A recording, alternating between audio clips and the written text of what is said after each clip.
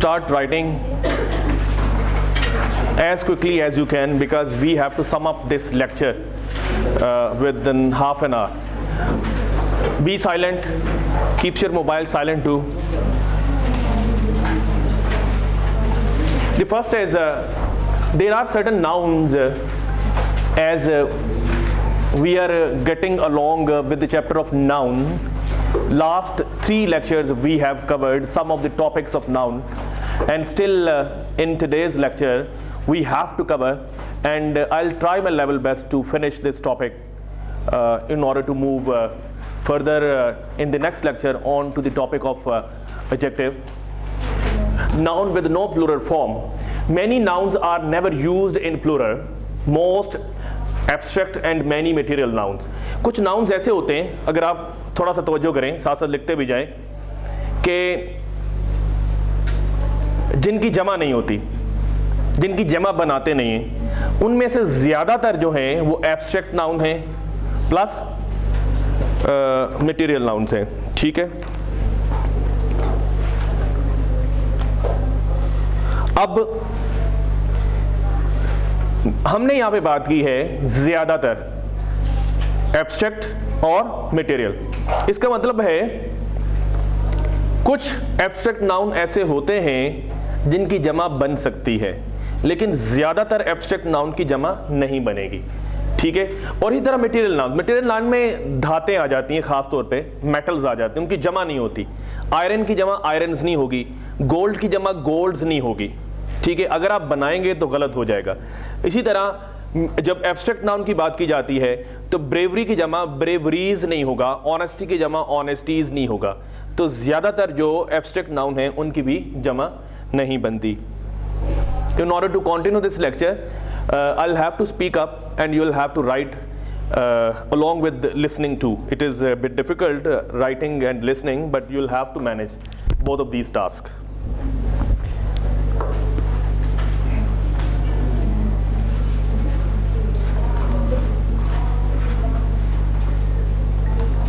Nouns with no singular form. कुछ noun, some nouns are never used in the singular. कुछ nouns ऐसे हैं जो singular में use नहीं होते हैं.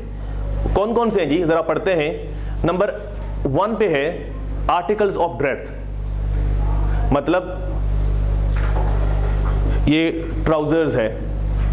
ठीक है. trousers है, ये सारे dresses हैं, breeches है, kickers है, pants, pajamas, shorts, drawers and clothes. They are never used in singular form. इसी तरह कुछ tools ऐसे हैं, लिख लिया आपने ये?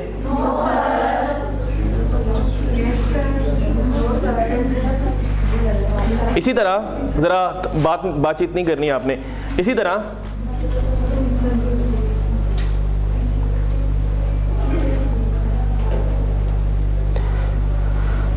कुछ टूल्स इंस्ट्रूमेंट्स ऐसे हैं जो 2 हिस्सों पे कॉन्सिस्ट करते हैं, उनकी भी जमा नहीं होती. जैसा कि कैंची है. ठीक है. इसी तरह शीयर्स है, जैसे सिजर्स है, शीयर्स है, पिलियर्स है, पिंसर्स है. ये सारे वो टूल्स हैं. सिजर नहीं होगा, शीयर नहीं होगा, बिल्कुल इसी तरह जिस तरह पैजामा नहीं होगा, शॉर्ट नहीं होगा, पेंट नहीं होगा, पेंट्स ही होगा. लेकिन एक बात जो अभी चल के मैं आपको बताऊंगा, जब ये वर्ड्स एज एडजेक्टिव यूज होते हैं, जब इनके साथ आगे नाउन अटैच कर दिया जाए तो फिर ये एज सिंगुलर यूज हो सकते हैं. ज़रा हाथ आपके तेज चलने चाहिए.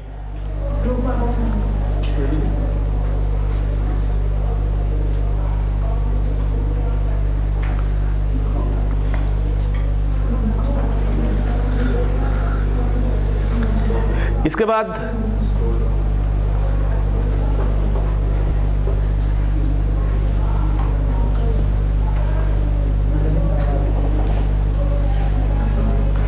बाद ये देखें, सिजर्स है, शीयर्स है, पिलियर्स, ये जो टूल्स हैं ये भी, इनकी भी सिंगुलर फॉर्म नहीं होती. मतलब सिजर नहीं होगी, स्पेक्टिकल नहीं होगी, ग्लासेस नहीं होगी. ठीक है, ग्लासेस को भी स्पेक्टिकल्स कहते हैं। टोंग्स, बेलोज एक लंबा सा इंस्ट्रूमेंट होता है। अंगीठी में आग को इंसाइट करने के लिए हम उसको एक तरफ से ब्लो करते हैं और जो है ब्लो एयर है वो दूसरी तरफ से फ्लो होती है, और इस इंस्ट्रूमेंट को हम बेलोज कहते हैं। टोंग्स है, चिमटे की तरह होता है। और जो पेयर ऑफ ट्राउजर्स होता है, पैंट्स होता है, लेकिन पेयर ऑफ सिजर्स भी होता है। ठीक है, तो ये एज सिंगुलर यूज होता है। अच्छा, एक चीज अगर आप मेरी तरफ देखें इधर, एक चीज हम ये कह सकते हैं, जरा तवज्जो कीजिएगा, इनकी सिंगुलर फॉर्म नहीं होती, यही पढ़ा हमने अभी। ठीक, अब हम ये कहें दिस सिजर्स आर होगा या इज होगा lying on the table. For example मैं यहां पे लिखता हूं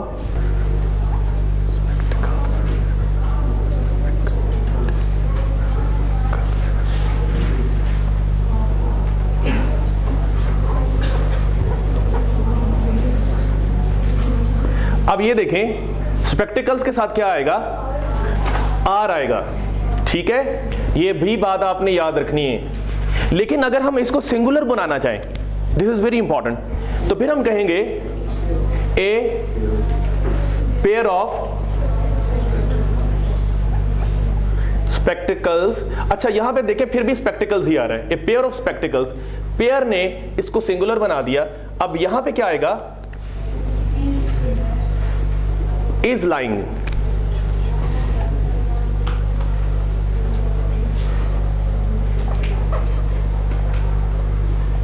अब आप ये देख लें, without a pair of this is plural, and a pair of ने इसको पूरे हिस्से को प्लूरल बना दिया और ये एज सिंगुलर यूज हुआ फिर।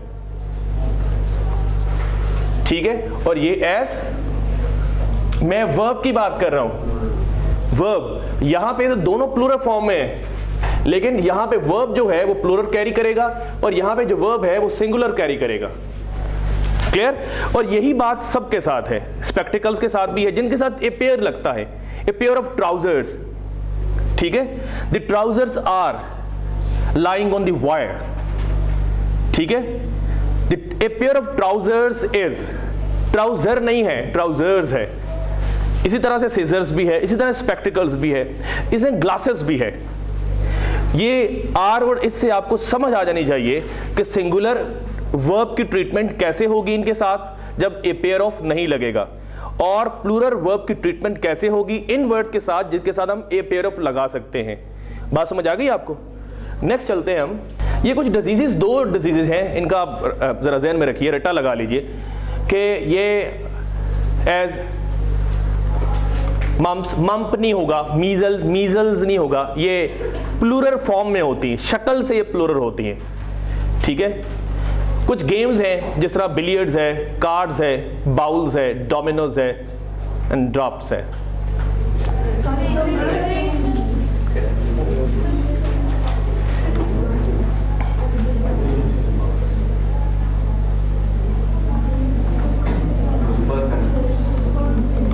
क्लियर?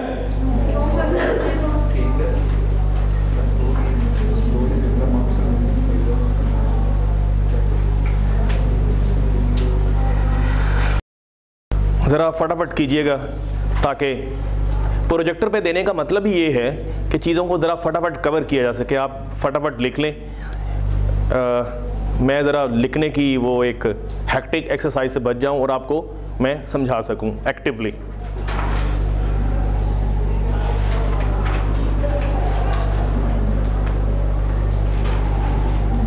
इसके बाद कुछ गेम्स हैं, उसके बाद कुछ मिसलेनियस वर्ड्स हैं। Miscellaneous words, other words, arms. Arms को आप लिख लें, उर्दू में खैरात कहते हैं। ये एज, इनके साथ वर्ब भी प्लूरल आता है। रिचेस, रिचेस अमारत है, अलिफ वाली। ईव्स है। इन दोनों की एग्जांपल्स मैं दूंगा आपको।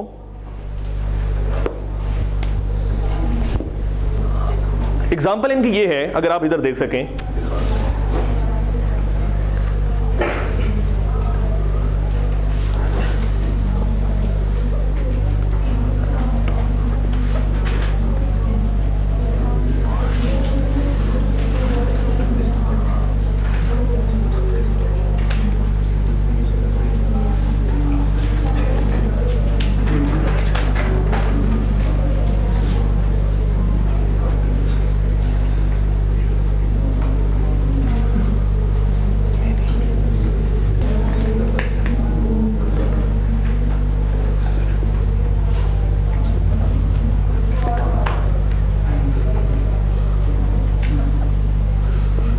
अब आप यहां देख सकें, अगर आर्म्स आर गिवन, मतलब ये प्लूरल वर्ब को टेक अप करेगा, ठीक है, वर्ब्स प्लूरल आएगा।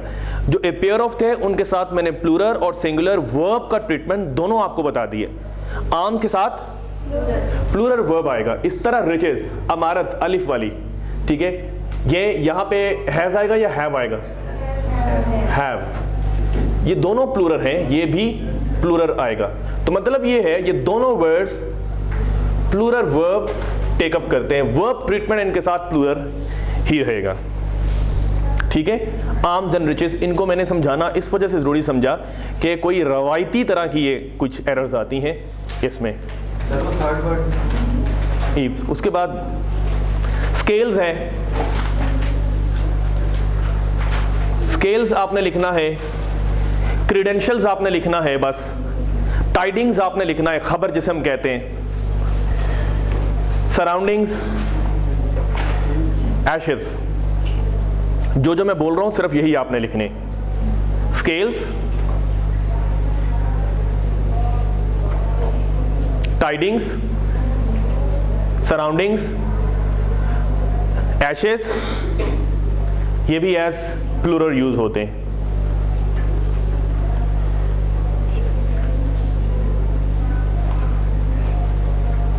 इसको रहने दें। अब यही देखें, वो मैंने जो एग्जांपल्स दी थी, एग्जांपल्स देखें, my trousers are being cleaned, is नहीं आएगा। Riches do no always bring, do not होना चाहिए यहां पे, do not always bring happiness. Riches, क्योंकि डू जो है वो सिंगुलर प्लूरल वर्ब है, जो सिंगुलर है वो डज है। Oats are grown in Scotland, cards are being played every evening. ये आपने इनमें से दो जो एग्जांपल्स आपने नहीं लिखी वो आप नोट कर लें, ठीक है। Oats are grown in Scotland, आपने सिर्फ ज़हन में ये रखना है, जितनी चीज़ें आपको पढ़ाई जा रही हैं ये सारी प्लूरल वर्ब भी टेकअप करती हैं। एक्सेप्शंस मैंने आपको बता दी जब हम ए पेयर ऑफ लगाते हैं इनके साथ, clear. Cards are being played every, cards are played every evening. अच्छा, यही मैंने एक बात बताई थी आपको कि अगर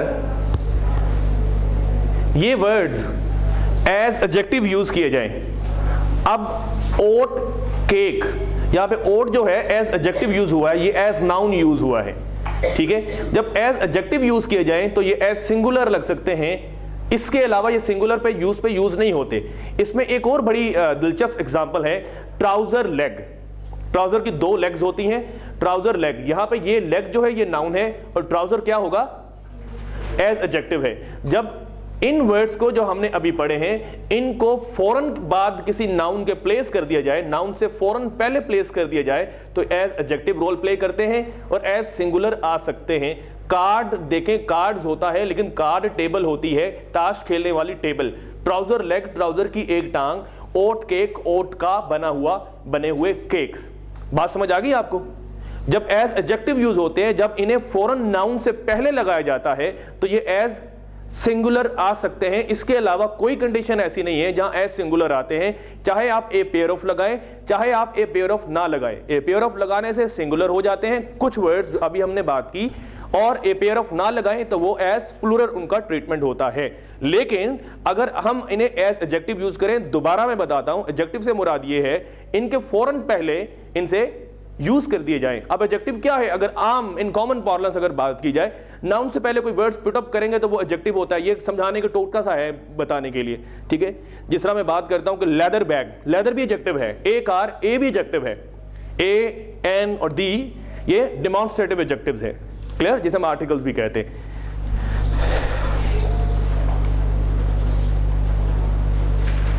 कुछ नाउन्स ऐसे होते हैं, पढ़ा था आपने ये, जो प्लूरल फॉर्म में होते हैं लेकिन वर्ब सिंगुलर होता है। फॉर्म से मुराद शक्ल, जिनकी शक्ल जो है, अब शक्ल क्या होती है प्लूरल। अब प्लूरल बेसिकली ये होता है कि जी एंड पे एस आता है, बेसिकली हम यही लेते हैं ना, न्यूज है, इनिंग्स है, लेकिन इनके बाद वर्ब क्या आएगा, सिंगुलर। गैलोस फांसी का जो तख्ता है, वर्क्स है, फिजिक्स है, फोनेटिक्स है, साइंसेस जितने भी सब्जेक्ट्स हैं जो आईसीएस पे स्टार्ट खत्म होते हैं, फिजिक्स है, इकोनॉमिक्स है, आईसीएस पे खत्म होते हैं ना, वो भी एज सिंगुलर ट्रीट किए जाते हैं।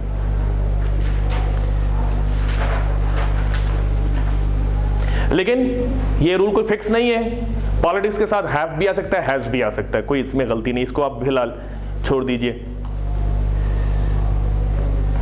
ये आप जरा देख लीजिए, the news is good, are नहीं आएगा, ये एज सिंगुलर ट्रीट होते हैं। The first innings is finished, innings are नहीं आएगा, ठीक है। ये जितने वर्ड्स अभी हमने पढ़े हैं ये एज सिंगुलर ट्रीट होता है। ये मैंने जल्दी से इस वजह से आगे किया क्योंकि ये मैंने कुछ आपको पढ़ाए हुए ना आपको, इस वजह से। सर एग्जांपल देख, an iron works is being built, occasional use of,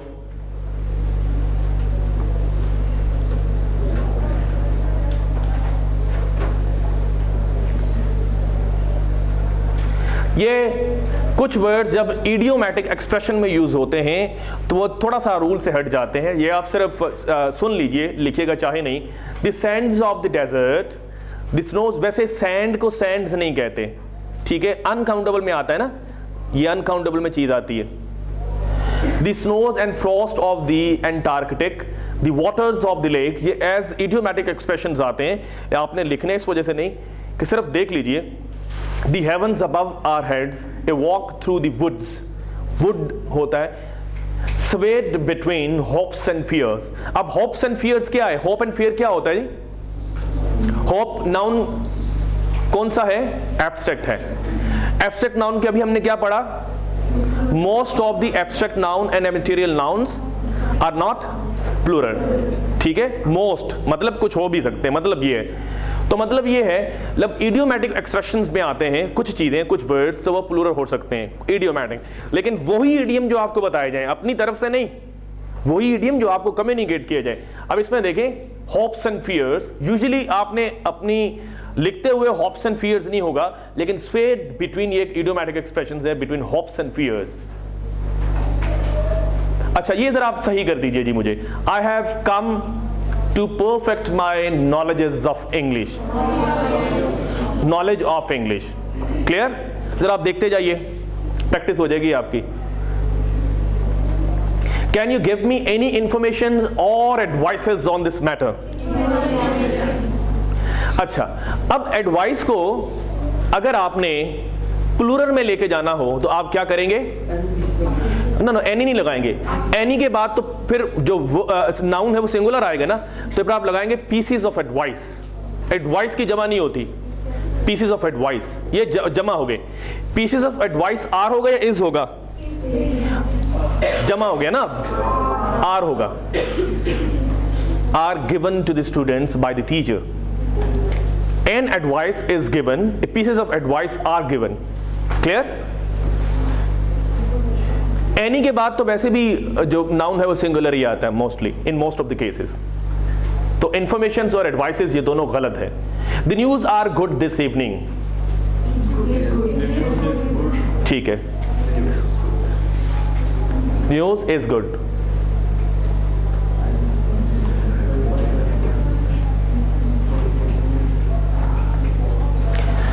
I opened the letter and it contained an important information. This is very important. If you can discover where the error lie, तो मैं समझूंगा कि आपने ये काम कर लिया। अब आप देखें, मैं जल्दी समझाता हूँ, आपको सोचने का मौका नहीं देता क्योंकि इसमें टाइम थोड़ा है। हम कहते हैं इंफॉर्मेशन जो है उसकी जमा नहीं होती। ए और एन, जरा आप तवज्जो दीजिए, ए और एन तो उससे पहले लगता है ना जो काउंटेबल होते हैं, जिनकी जमा बना सकते हैं हम, 1 2 3 4। जब जमा नहीं होती तो ए और एन क्यों लगाना? बात समझ आ रही है आपको? हमने कहा कुछ वर्ड्स ऐसे होते हैं जिनकी जमा नहीं होती। जमा नहीं होती मतलब 1 2 3 4 नहीं हो सकते। जब 1 2 3 4 नहीं हो सकते तो उनसे पहले ए और एन हम नहीं लगा सकते। An information, no, content important information, an would not be used. मेरी बात समझ आ रही है आपको? जब मैंने ये कहा कुछ वर्ड्स आपको लिखवाए कि इन वर्ड्स की जमा नहीं होती, मतलब ये है कि वो 1 इंफॉर्मेशन, 2 इंफॉर्मेशन, 3 इंफॉर्मेशन नहीं हो सकते। एन और ए नहीं लगेगा फिर उनसे पहले। एन और ए तो तब लगेगा ना जब उनकी गिनती हो सकती है, जब वो काउंट हो सकते हैं. When they are not counted they would not be placed along with a और एन. तो information, a information, an information no नहीं हो सकती. क्लियर? उसके बाद I went to my doctor for an advice about my health. अब ये देखें, अगेन वही एरर है जो आपको इंफॉर्मेशन में मिली थी. इसकी जमा नहीं होती, एन नहीं आएगा. अब एन एडवाइस होता है.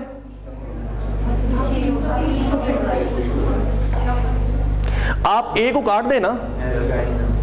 आई went to my doctor for advice about my health. तो भाई पीस तो आपने क्यों लगाना? पीस तो हम जमा बनाने के लिए लगाएंगे. पीसेस कब आएगा? पीस नहीं, पीसेस कब आएगा? जब आप जमा बना देंगे.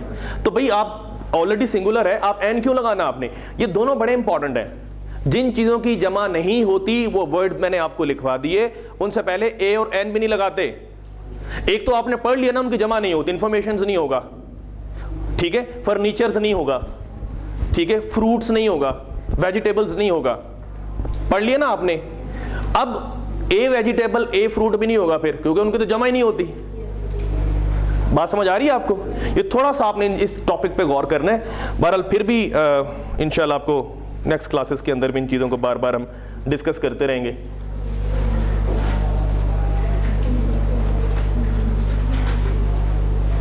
जी, I have several jackets but only one trouser. जब हम ट्राउजर्स को वन बनाते हैं तो फिर क्या करते हैं? ए pair of trousers. One trouser, incorrect, wrong. A pair of trousers. Trousers तो वैसे जमा है ना. The trousers are, the trousers have, the trousers do. ये जमा के मैंने verbs लगाए, ठीक है. लेकिन जब इस चीज को हमने सिंगुलर पे लेके आना है, वो चीजें जो दो दो हिस्सों पे हैं, वो चाहे ड्रेसेस हैं चाहे वो टूल्स हैं, तो उनकी जब हमने सिंगुलर फॉर्म बनानी तो क्या लगाएंगे? A pair of. क्लियर? अच्छा, ये सिंगुलर है जी. My pyjama is at the laundry. अब देखें, ये कंप्यूटर भी गलत दे रहा है. क्या बनाएंगे जी इसे? इसे दोनों तरह से ठीक करें, सिंगुलर एंड प्लूरल से. एक बच्चा, शोर नहीं करे ना, एक बच्चा कोई भी, if you can raise your hand and if you can communicate it to me. जी, do not whisper around, do not whisper into each other's ears, just communicate it to me. If somebody among you knows about it, then raise your hand, then come to me with the right option. Up you can say my pajamas are. If you have to take it as singular, then you would say a pair of, my pair of, yeah, a pair of pajamas is at the laundry. Clear? If you have to take it as singular and you would use the word a pair of pajamas is at the laundry. If you have to take it, if you are to take it as plural, then you would use it my pajamas are. Clear? बेशुमार किताबों में इसे सिर्फ और सिर्फ singular ही बताया जाता है. A pair of pajamas, a pair of pants, a pair of scissors. अब ये नहीं बताया जाता, बाज़ औक़ात मैंने अक्सर किताबें देखी हैं, कभी इनकी जमा भी हो सकती है, या इनको जमा में हम किस तरह से यूज़ करेंगे? इनके साथ आप पेयर ऑफ ना लगाएं, इनकी फॉर्म वही रहने दें, ठीक है. अब इसको, अब आप बताएं ये कैसे, कब हो सकता है ये इसके साथ एस ना लगे तो? पिजामा पॉकेट्स, अब साथ आप नाउन लगाएं, इसे एज एडजेक्टिव बनाएं तो फिर हो सकता है ना. इसके अलावा नहीं हो सकता. बात पूरा एंगल समझे आपने? सिंगुलर कब होगा, प्लूरल कब होगा, प्लूरल वर्ब, सिंगुलर वर्ब कब यूज होगा, प्लूरल वर्ब कब यूज होगा, ठीक है. और इसकी जो शक्ल है वो सिंगुलर कब होगी? शक्ल सिंगुलर तब होगी जब इसके बाद एडजेक्टिव आ जाए, ठीक है. आप इस तरह भी कर दें, पिजामा कलर, हाइफन लगा के ना, कलर ऑफ पजामा हाइफन लगाए. अच्छा, नेक्स्ट पे चलते हैं जी. जेनेटिव को हम कहते हैं, जेनेटिव केस होती है, अगर आप सिर्फ सुन लें, जेनेटिव केस होती है पोजेसिव केस. अगर आप सिर्फ सुन लें, पोजेसिव फॉर्म जो है नाउन की, उसे section genitive is formed as follows. अब छोड़ दें आप सेक्शन जेनेटिव, मैं आपको डिटेल में नहीं जाऊंगा इस टर्मिनोलॉजी के, मैंने आपको करेक्शन समझानी है, तो फौरन टॉपिक पे आते हैं. नंबर ए पे, जेनेटिव से मुराद है उसकी पोजेशन बनानी है, ठीक है, उसकी मलकियत को शो करना है, ठीक है। अब जनरली हम नाउन से आगे एस लगाते हैं तो बन जाता है ये जानदार चीज के, ठीक है। The boy's book, the book of the boy, ठीक है। The Jamal's house, the house of Jamal. आप देखें, आप अपोस्ट्रोफी एस लगा रहे हैं, ये अपोस्ट्रोफी है जो ऊपर है इन्वर्टेड कॉमा सिंगल एस है, और ये इसी तरह से, ठीक है। ये पोजेशन जेनेटिव केस इसे कहते हैं, ऊपर सबसे देखें आप जेनेटिव लिखा, पोजेसिव भी कहते हैं इसे। कीट्स पोइम्स, अच्छा कीट्स थोड़ा सा गलत लिखा, इसको खत्म करें और इधर ऐसे आ जाए, ये भी आपको बताते हैं। अच्छा, एक इंपॉर्टेंट बात, अब ये एस की साउंड है, इसे हम कहते हैं, जरा तवज्जो चाहिए आपकी, पूरी तवज्जो, इसे हम कहेंगे यहां पे, समझ लीजिए hissing sound. Hissing sound is the S sound, समझ आ गई आपको? ठीक। अब जब hissing sound already exist within a word, after the end of a word, if a hissing sound already exists, then we just use inverted comma after it. We do not use s after it. For example, Keats के बाद हमने दोबारा s लगाने की जरूरत नहीं की ना, उसकी वजह ये है ऑलरेडी s आ रहा है, hissing sound already exists here. Clear? हमने दोबारा इस पे फिर दोबारा s नहीं लगाया, सिर्फ अपॉस्ट्रोफी ही लगाया। इसके अलावा भी हिसिंग साउंड होती है। For example, for goodness sake, goodness double s आ गया, एस आ गया, डबल एस आ गया, जो भी आ गया, hissing sound already exist, hissing sound already मौजूद है, दोबारा हम एस नहीं लगाएंगे। बात समझ आ रही है? दोबारा एस नहीं लगाएंगे फॉर कॉन्शियस सेक, कॉन्शियस सी ई आ गया, लेकिन अगेन हिसिंग साउंड, ठीक, हिसिंग साउंड आ रही है, अपॉस्ट्रोफी सिर्फ लगाया और एस नहीं लगाया। जमीर की खातिर, का के की मलकियत शो हो, पोजेशन शो हो रही है, ठीक है। या कोई यहां भी आप देख लें, फॉर गुडनेस सेक, कीट्स की पोइम्स,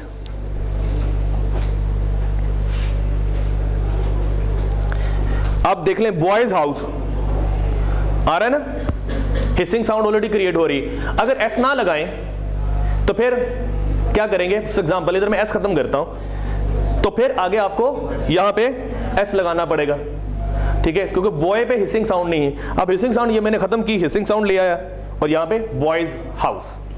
सोल्जर्स हॉर्सेस, ठीक है, सोल्जर्स के घोड़े। अच्छा, प्लूरल नाउन आ जाए, अभी तो हमने सिंगुलर नाउन लिए थे, प्लूरल को ऐसे, अब सिंगुलर नाउन ये ऐसे हैं जिनके एंड पे एस नहीं लगता, ये भी आप मेंस रूम हो सकता है, ठीक है, the room of the main. Women's society, ये भी प्लूरल की हमने जेनेटिव केस, पोजेसिव केस ली। चिल्ड्रंस वॉइसेस, कीट्स का दोबारा गलत लिखा हुआ है, आगे चलते हैं।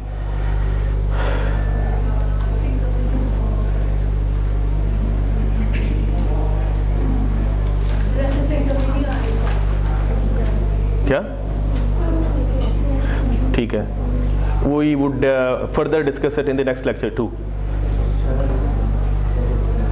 मतलब ये है, किसी भी चीज़ की मलकियत शो करने के लिए हम जानदार चीज़ की most of the time apostrophe लगाते हैं, अपॉस्ट्रोफी के बाद हम एस लगाते हैं, ठीक है। असलम्स बुक कहते हैं ना, असलम्स, इधर देखें आप, मैं ये कह सकता हूं, ये मैंने अपॉस्ट्रोफी लगाया, ये एस, बुक्स, इसने पोजेशन शो की, इसने पोजेशन शो की, ठीक है, ये मैंने अपॉस्ट्रोफी एस लगा दिया। लेकिन अब ये भी देखें ना, इलियास, हिसिंग साउंड आ रही है, एस, सिर्फ कोमा लगाया, इलियास बुक्स, दोबारा एस नहीं लगाया। यहां एस क्यों लगाया? यहां पे हिसिंग साउंड नहीं है। यहां एस क्यों लगाया? यहां पे हिसिंग साउंड एग्जिस्ट करती है। बात समझ आ रही है? जब भी हिसिंग साउंड आएगी, इन most of the cases, in 99% of the cases, आप सिर्फ अपॉस्ट्रोफी यूज करते हैं, आप आगे एस का इजाफा नहीं करते। बात समझ आई आपको? बस ये पॉइंट है, क्लियर? जब आप कहते हैं बॉयज बुक्स, तो यहां पे हिसिंग साउंड आ रही है। लेकिन अगर जब कहते हैं मेंस बुक्स, तो यहाँ पे हिसिंग साउंड नहीं है, इस वजह से हमने एस लगाया। अपॉस्ट्रोफी आएगा यहाँ पे भी, लेकिन एस नहीं आएगा हिसिंग साउंड की वजह से। क्लियर? अच्छा, दिस इज वेरी इंपॉर्टेंट, अगर आप देख सकें, the generative form is used to indicate not only possession in the strict sense of the word but something signified, ये signified है by another noun which pertains to the person, कोई भी चीज जिसका ताल्लुक बंदे से हो। जो possessive form है वो यूज होती है ह्यूमन बीइंग के नाम के साथ, एनिमल्स के साथ, مثلا जॉन्स फ्रेंड है, ब्राउन्स कार है, कैट्स टेल है, स्पाइडर्स वेब है, और इनएनिमेट थिंग जो बेजान चीजें हैं उनके साथ भी कंस्ट्रक्शन हम करते हैं बाज़ औक़ात, वो उनके साथ हम नहीं यूज़ करते। फॉर एग्जांपल, बेजान चीज़ों के साथ हम अपॉस्ट्रोफी एस नहीं लगाते, ऑफ लगाते। The window of the room होगा, द रूम्स विंडो नहीं होगा, लेकिन फिर the Windows not the rooms और विंडोज ऐसे नहीं हो सकता, लेकिन इडियोमैटिक एक्सप्रेशंस में ऐसा भी हो सकता है। ठीक है ना? एक्सेप्शंस हैं, एक्सेप्शंस ये हैं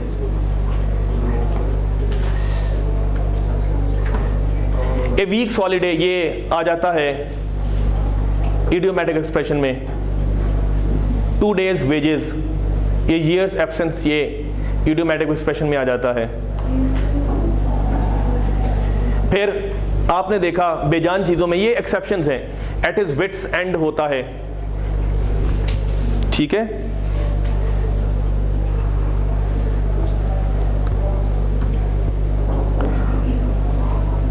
आउट ऑफ हार्म्स वे, नुकसान से बाहर, to your heart's content, in my mind's I,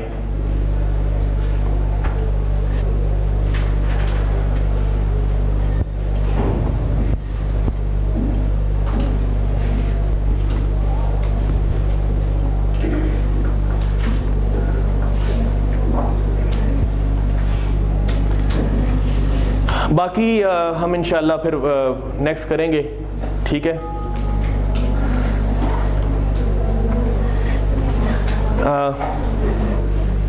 the lecture was also oriented for ilm ki duniya, that is why it was given on the project.